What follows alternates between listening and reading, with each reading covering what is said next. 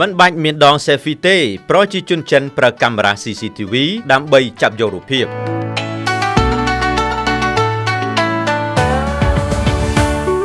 អ្នកទេសចរចិនកំពុងបង្កើតនិន្នាការថ្មីនៅក្នុងវិស័យទេសចរដោយប្រើកាមេរ៉ា CCTV ដែលអាចចូលមើលបានជាសាធារណៈជាឧបករណ៍សម្រាប់ថតរូបជាក្រុមឬវត្ថុអនុស្សាវរីយ៍ជំនួសការដើរប្រើដង selfie ឬកាមេរ៉ាបែបពីដើម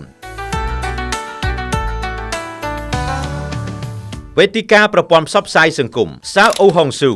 ឬហៅថា Red Note ដែលកំពុងទទួលបានប្រជាប្រិយភាពដូចជា TikTok នៅក្នុងប្រទេសចិនគឺពោរពេញទៅដោយការចែករំលែករូបថតថ្មីនិងមិនធម្មតាអ្នកទេសចរវ័យក្មេងកំពុងប្រើប្រាស់កាមេរ៉ា CCTV ដែលអាចចូលប្រើបានជាសាធារណៈតាមរយៈ WeChat ឬគេហៅថាគេហទំព័រផ្លូវការឧបករណ៍សម្រាប់ថតរូបជាក្រុម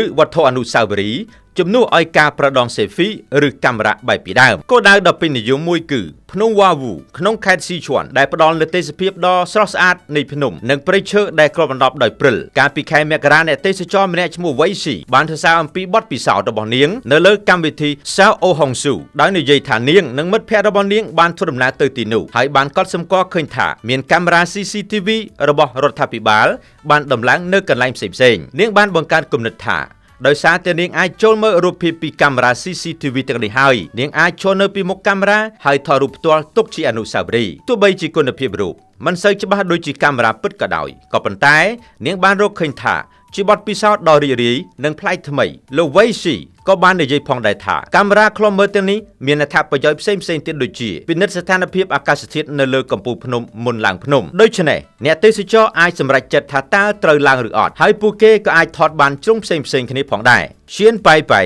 អ្នកប្រើប្រាស់កម្មវិធី Sao Oh Hong Su ម្នាក់ទៀតបាននិយាយថាគាត់បានបាត់កាមេរ៉ានៅពេលដែលទស្សនាវិហារ Song Yat-sen ក្នុងទីក្រុងណានជីនហើយបានសម្រេចចិត្តប្រើកាមេរ៉ាឃ្លាំមើលជំនួសវិញព្រោះយ៉ាងហោចណាស់រូបភាពកាមេរ៉ាអាចជាភស្តុតាងថាគាត់ពិតជាបាននៅទីនោះទោះបីជាមានការពន្យាពេលបន្តិចក្នុងការផ្សាយផ្ទាល់ក៏ដោយក៏លោកជៀននិងមិត្តភ័ក្តិរបស់គាត់អាចថតរូបបានដោយកាមេរ៉ា CCTV ប្រទេសចិនមានប្រព័ន្ធកាមេរ៉ាឃ្លាំមើលដ៏ធំបំផុតក្នុងពិភពលោកដោយមានកាមេរ៉ាជាង600លានគ្រឿងត្រូវបានដំឡើងគ្រប់ដណ្ដប់ទូទាំងប្រទេសដើម្បីត្រួតពិនិត្យសន្តិសុខនិងទប់ស្កាត់ឧក្រិដ្ឋកម្មទោះបីជារដ្ឋាភិបាលចិនសង្កត់ធ្ងន់ថាប្រព័ន្ធឃ្លាំមើលជាវិធានការសម្រាប់សុវត្ថិភាពសាធារណៈនិងអនុញ្ញាតឲ្យប៉ូលីសស្កេនមុខនិងស្លាកលេខបានយ៉ាងលឿនតាមរយៈប្រព័ន្ធទិន្នន័យក៏ដោយក៏ប្រព័ន្ធនេះក៏មានការព្រួយបារម្ភខ្លះដែរជាពិសេសការប្រើប្រាស់កាមេរ៉ាខុសដូចជាការថតរូបលាក់បាំងដែលនាំឲ្យមានការបង្ក្រាបកាមេរ៉ាឃ្លាំមើលខុសច្បាប់នៅក្នុងតំបន់ជាច្រើន